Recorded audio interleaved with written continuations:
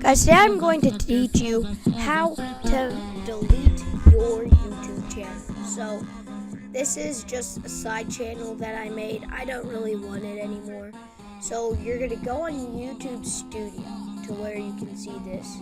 You're going to hit Settings, Channel, Advanced Settings. So, Channel, then Advanced Settings after hitting Settings.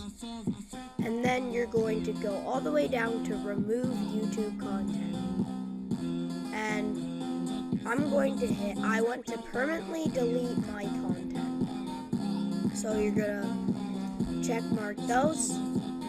And then beat. Alright, and now I'm going to delete it. Alright guys, so that's how to get rid of your YouTube account. Thank you guys for watching. I'll see you in the next one. Make sure to subscribe.